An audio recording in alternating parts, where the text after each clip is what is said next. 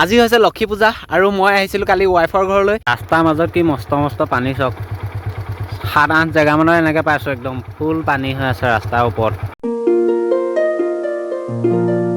Hello' infinity army, welcome to my voice Assamese blog.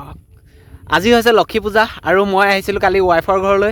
তাৰপিছত বৰ্তমান মই ৱাইফৰ ঘৰৰ পৰা আহি আছোঁ। এয়া দেখিব পাৰিছে, এয়া পূৰা অফ ৰোডিং কৰি আহিছোঁ, মানে শ্বৰ্টকাট মাৰি পেলাই আহিবলৈ চাওঁতে গোটেই বৰষুণ দিছিলে। তাৰপাছত ৰাস্তা পানী ভৰি আছে মানে, তাৰপৰা অফ ৰোডিং কৰি পেলাই আহিবলগীয়া আছে, গোটেই বোকা পেনে চেনে এয়া বোকা। তাৰপাছত এতিয়া আহি আছোঁ ইয়াৰ মাজতে, এইফালে ব্ৰহ্মপুত্ৰ আকৌ পানীও বাঢ়িছে। এতিয়া পানী বাঢ়িছে মানে হেৰি বৰষুণ দি আছে যে খুব, সেইকাৰণে ব্ৰহ্মপুত্ৰটো নদীত পানী বাঢ়িছে অলপ আকৌ। আনকালে ইমান দিনে পানী বঢ়া দেখা নাই, মানে ইমান দেৰিকৈ ইমান শেহতীয়াকৈ পানী বাঢ়িছে, কি হয় নাজানো। প্ৰকৃতি বহুত পৰিৱৰ্তন হৈছে আজিকালি। তাৰপাছত আজি লক্ষী পূজা, সেয়া মই এতিয়া আকৌ চব চাফ চিকুণ কৰিবগৈ লাগিব, কাৰণ মোৰ এখন দোকান আছে।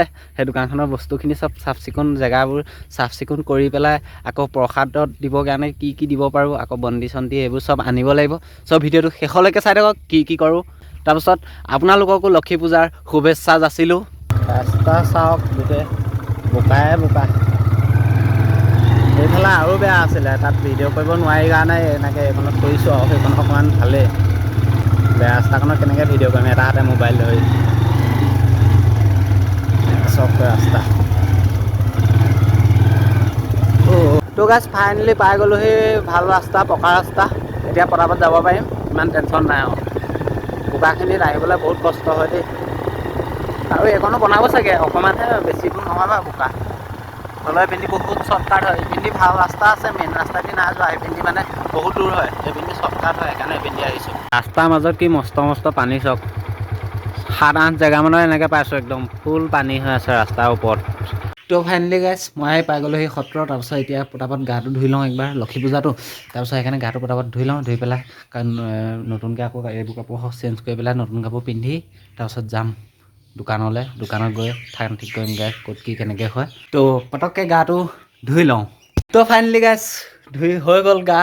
তাৰপাছত এতিয়া আমৰ পাত অলপ হেৰি কৰি ৰছী লগাবলৈ দি থৈছোঁ, সেয়া ল'ম। তাৰপিছত আৰু বুট তিয়াই থ'বলৈ মই ফোন কৰিয়ে কৈ দিছিলোঁ, বুট তিয়াই থোৱা আছে। আৰু নাৰিকল আহি ফালিলোঁ, মানে বাকলি গুচালোঁ। তাৰপিছত তাত ফালিম, তাতে আদা নিমখ তেনেকৈ বুট চুট আৰু সেইবোৰ মিলাই মেলি তাৰপিছত দিম তাত। চ' এইবোৰ চব লৈ যাব লাগিব, আৰু কলপাত বিচাৰি কাটিব লাগিব। কলপাত কাটি, কলপাত মানে হেৰি আগবঢ়াবৰ কাৰণে কলপাত, আৰু বাকী ইভাগে কাগজতে হৈ যাব। তাৰপিছত সেইকেইটা বস্তু মই এতিয়া বৰ্তমান গোটাই পেলাই লৈ যাব লাগিব।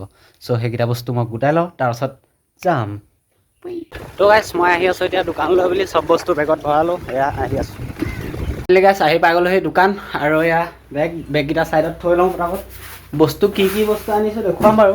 তাৰ আগতে এইটো থৈ লৈছোঁ, তাৰ আগতে এইখন খুলি লওঁ, এই দৰ্জাকেইখন খুলি লওঁ আগতীয়াকৈ। তাৰপিছত আপোনালোকক দেখুৱাম। সাৰি পুচি হৈ গ'ল, ভিতৰ চাফ চিকুণ কৰিলোঁ, সাৰি পুচি ধুনীয়াকৈ চাফা কৰিলোঁ। তাৰপিছত পানীও ছটিয়ালোঁ।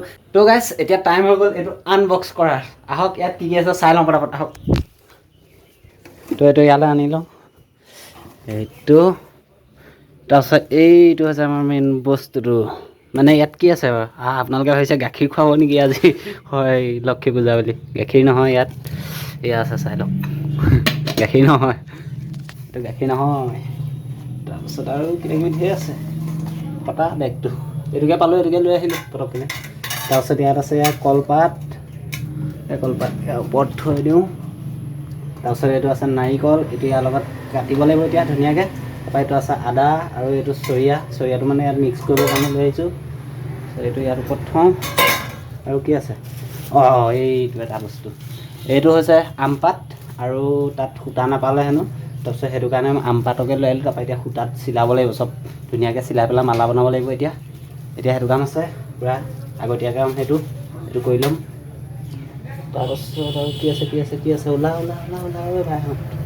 আৰু এইটো কাগজ লৈ আহিছোঁ প্ৰসাদ দিবৰ কাৰণে, মানে প্ৰসাদ কাগজতে দিম। প্ৰসাদ দিবৰ কাৰণে কাগজ থৈ লওঁ। তাৰপিছত এইকেইটাই বস্তু, নাৰিকলটো কাটি পেলাই চকলিয়াব লাগিব ধুনীয়াকৈ মিহি মিহিকৈ, ইয়াত বুটৰ লগত মিলাব লাগিব।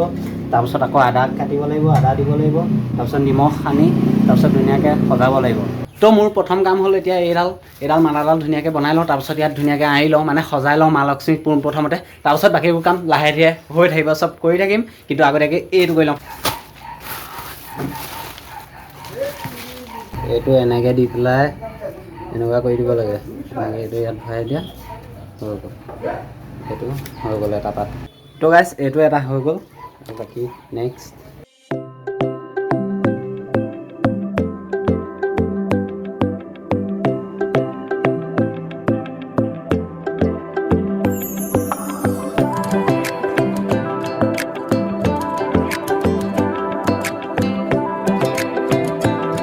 তো ফাইনেলি গাইছ এডাল হৈ গ'ল।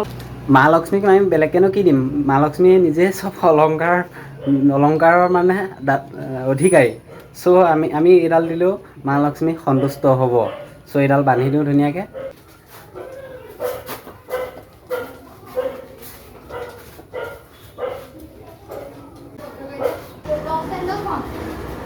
তো গাইছ এইডাল লগাই দিলোঁ মালা ধুনীয়াকৈ।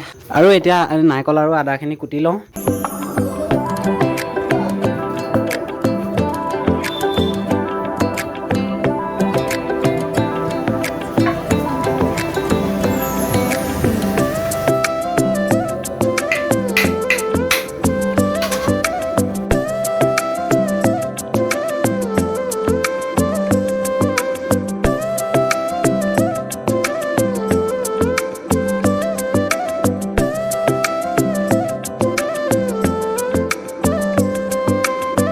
তো ফাইনেলি গাইছ কুটি হৈ গ'ল। অকণমান দেৰিকৈ বুটৰ লগত সানিম, বৰ্তমান থৈ দিওঁ, এতিয়া সময় হোৱা নাই, অকণমান ৰাতি হওক।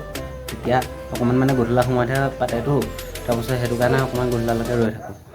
এতিয়া এইবোৰ চব ৰেডি কৰি থৈছোঁ আৰু তেতিয়া সোনকাল হ'ব। আৰু বস্তু এটা অথনি বেগত লৈ আহিছিলোঁ মই, ইটো বেগত আছিলে মানে, সেইটো বস্তু নেদেখুৱালোৱে। আৰু সেই বস্তুটো হৈছে এয়া মাটি চাকি, মানে আমাৰ মেইন জেগা যোনখন সেৱা কৰা জেগা, সেইখনত ডাঙৰ এগছ আছেই। আৰু এইটো গছ আগফালে লগাই দিম, দুফালে দুগছ লগাই দিম, ধুনীয়া লাগিব দেখিবলৈ। সেইকাৰণে এইটো গছ লৈ আহিছোঁ। তো গাইছ এয়া ধুনীয়াকৈ সজালোঁ চাকি। তাৰপৰা এইফালে আন্ধাৰ হোৱা নাই, সেইকাৰণে অকণমান ৰখি দিছোঁ। গধূলা হ'ব যেতিয়া, তাৰপিছত ধূপ চাকি চব জ্বলাই পেলাই প্ৰসাদ বিতৰণ কৰিম। এইটো গছ এই বাহিৰত দিম, এইটো গছ এই বাহিৰত দিম, এগছ তাত দিম, আৰু এগছ এই খুঁটাটোৰ ওচৰত দিম সেইখনত। তাৰপিছত আৰু এই গছ মেইন গছ, এই গছ ইয়াতে থাকিব। তাৰপিছত বাকী গছ বাহিৰত দিম ধুনীয়াকৈ। এতিয়া সজাই মেলি আগতীয়াকৈ এডভান্স হৈ আছোঁ। তো গাইছ এতিয়া সময় হৈ গৈছে ধূপ চাকি জ্বলোৱাৰ। তো এতিয়া পটাপট জ্বলাই লওঁ, তাৰপৰা প্ৰাৰ্থনাও কৰি লওঁ।